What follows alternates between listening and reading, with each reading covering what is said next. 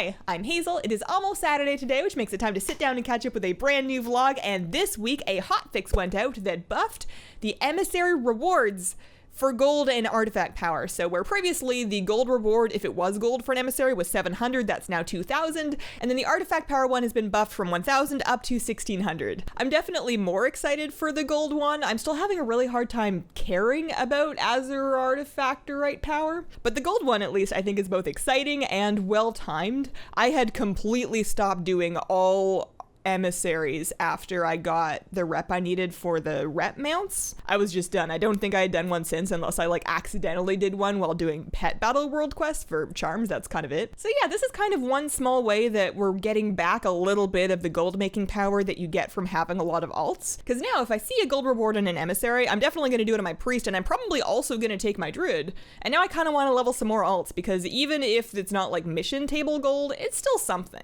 Other pieces of news this week, they added a doubloon vendor to the patch 8.1 PTR. So in 8.1, you'll be able to spend your seafaring, the doubloons that you get from doing island expeditions instead of the thing that you actually wanted. You'll be able to spend those on mounts and pets and some other things on a vendor. So I'm planning on doing a video next week that kind of takes a look through those vendors and exactly what you can get. I haven't looked yet, but the short version, the PSA version, is don't spend your doubloons right now. The island expedition buff items are pretty underwhelming anyways, and I think that this situation is different than the Azerite Gear vendor they're adding in, because in this one, there's no real penalty to hoarding your doubloons. It's not a super different behavior than what most of us were doing anyways.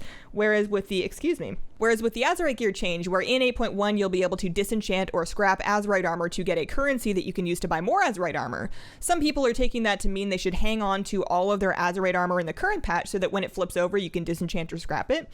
That might work, but it also might not work, and that kind of hoarding behavior has been typically discouraged with changes like this. They usually do a thing where only new gear would give the currency. I don't think we've heard a confirmation on that one either way, but I do think that the doubloon situation is different and that it is probably very much worth hoarding your doubloons. I would be floored if they made a new doubloon just so people could keep getting their buff items for the rest of the patch, so my advice to you is save your doubloons. The safe thing to do for the upcoming Azerite currency is to hoard any and all pieces of Azerite gear you get in the meantime, just in case, but I can tell you that I'm not doing it. Another delightful change of the week, they adjusted the amount of Conquest Points that you get from doing Rated 2s and RBGs, which if you have during this expansion ever tried to cap your Conquest in 2s, you'll realize is a very welcome change. Capping Conquest in 2s should be a lot more manageable now, and don't forget that you can work towards your Vicious Mount progress in 2s this expansion. So if you're into that, find a buddy and have at it. There is more information this week about the Classic demo. You are now able to download that. You can't play it yet, but you can download that if you are a virtual ticket holder, and with that download, people were data mining it and getting more info about it. Most of it slipped right by me, but the one thing that caught my eye was a time limit on not total time played, I don't think, and I didn't look super closely at this, but the gist of it seemed to be that a session time limit for the demo. So you can play for X amount of time, say like 2 hours, and I'm guessing, I don't remember, and it may not be final anyways, but you play for say 2 hours, and then the game will stop you and say you cannot play again until after you have taken an X hour break, like say 4 hours. You can come back after 4 hours within the demo period and play more, but they're limiting the length of an individual session. And at first I read that and I didn't really understand, because it's a demo and it's a paywall demo. Like, you have to have a virtual ticket to get this. It's just a weird thing to put in, but then I realized that this is actually really brilliant marketing, because if you were able to just play 24/7 on the demo while it was available, it's going to be out for enough time for people to feasibly burn themselves out, especially with the grindier nature of classic gameplay, instead of having the situation where people download it for free if they had the virtual ticket and go super hard and then remember how grindy it is and realize that their bodies hurt from sitting in a chair for 16 hours in a row.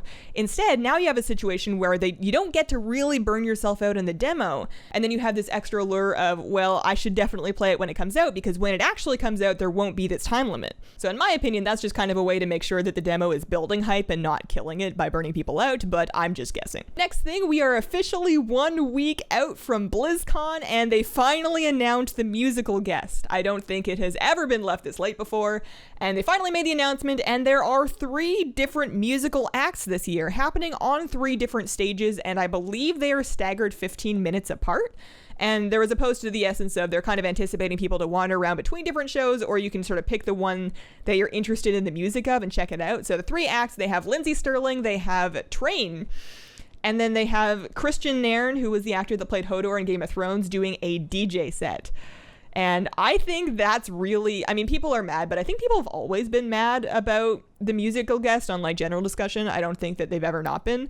I think this is a really, really smart move because BlizzCon is such a huge and wide demographic. Like Blizzard games cover so many different types of people that generally have a really widespread taste in music. And I'm not saying that these 3 acts cover all of it, but I am saying they cover a wider spread of people's potential interests than like Metallica. I feel like there's a better chance that there's going to be something that you're interested in with these 3 different acts. So I'm looking forward to it, although I may have a hard time actually picking one. Speaking of BlizzCon, this is the last vlog before BlizzCon. Next Friday is literally BlizzCon, so I don't know what the vlog plan is.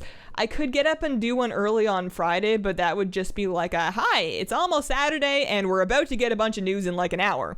It would be just kind of a dumb video to make. So keep an eye on the channel. I'll be playing it by ear. There may not be an official vlog, but there's going to be something.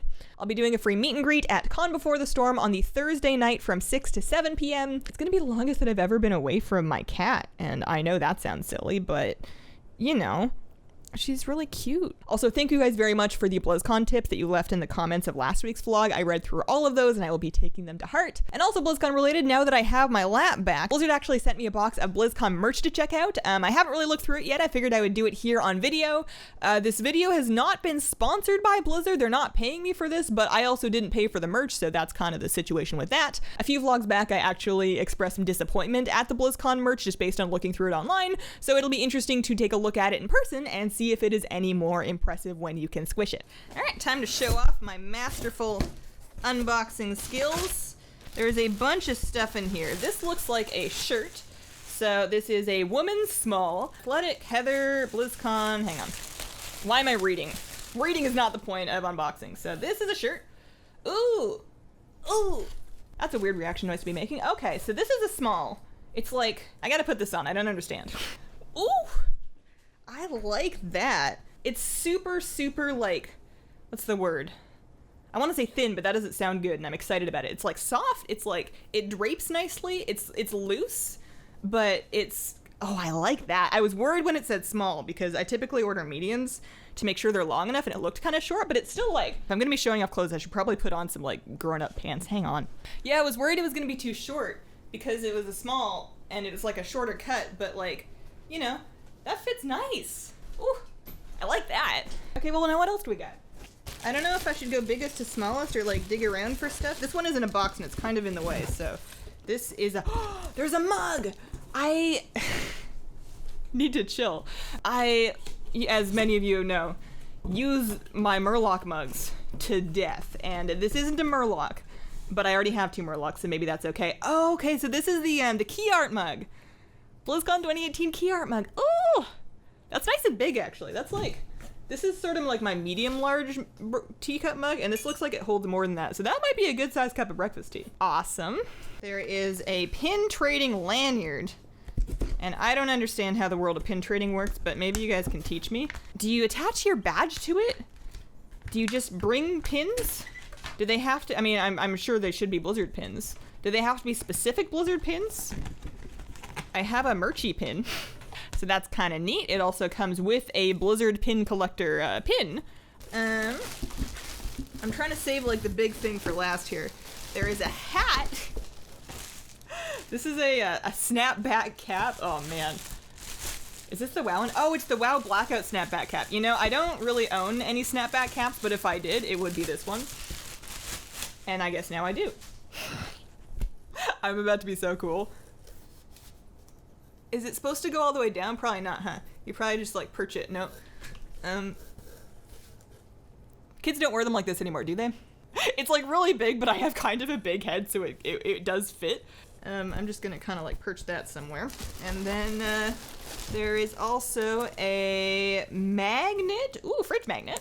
And that also appears to have the BlizzCon 2018 key art, which is kind of cool. And then this is a pin pack. So from what I understand, you don't know what's in these, and they're not that expensive, but you can just like buy them to try and get the ones you want. It's like skin collecting, but in real life with like stuff. So I got a, I got a Brigitte Brigetti. Ooh, that's way too much glare. That's not happening. Keep that. I can put that on my lanyard. And then the last thing, which is pretty big, and I think is gonna really set this look off. I got the Anduin Hoodie. So I am on camera talking about how I don't know if this looks super wearable, but now we are going to wear it and find out because, oh, that's kind of nice. It's like, it feels warm. All right, so I got a small, and I'm gonna have to, hang on. I have to take off my dude hat. Why do small clothes fit me? Am I not a medium? Did they change the way sizes work this year? Oh man, that's really comfy. I still think it looks a little bit ridiculous, but maybe if you like committed to it and you had like super neutral stuff for the rest of the outfit, like black leggings and like black shoes, and you just go in with the Anduin hoodie.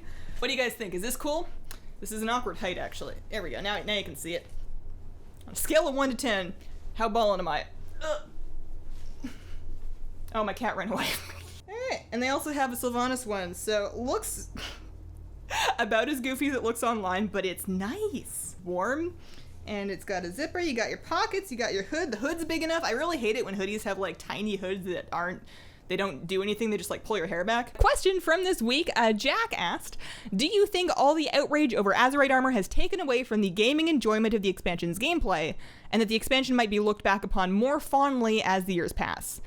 So I think that the Azerite scandal, as it were, I don't know if scandal's the right word, but I think that whole thing is less impactful than it feels like right now, and I would rank it about on par with the outrage we had in early Legion over the initial version of Legion Legendaries and Legion Legendary drops.